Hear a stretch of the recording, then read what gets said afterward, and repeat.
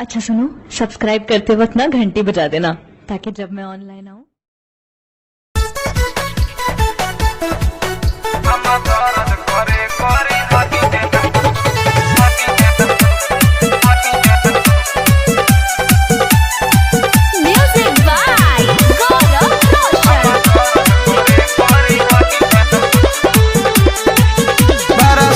मिलल बार बोलम हमार प्यारे करेल हमसे तू बेसुमार। हाँ बड़ा सुनर मिलल बार बोलम हमार प्यारे करेल हमसे तू बेसुमार। जब जब प्यार करेल सैया हो हम दर्द करे करी हैया हो। जब जब प्यार करेल सैया हो हम दर्द करे करी हैया हो। हम दर्द करे करी हैया हो। सुपर मोहिनी रिकॉर्डिंग स्टूडियो दिल्ली।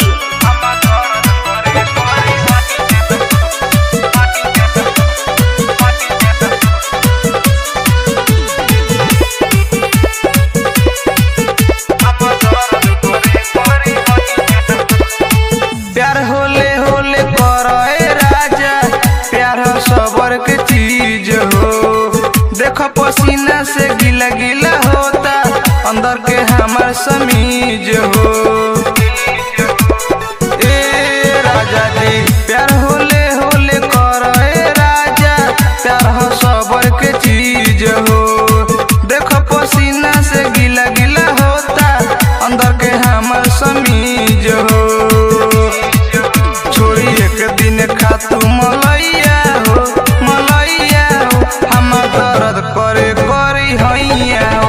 हम दर्द करे करी हैया हो। जब जब प्यार करेला सैया हो हम दर्द करे करी हैया हो। हम दर्द करे करी हैया हो।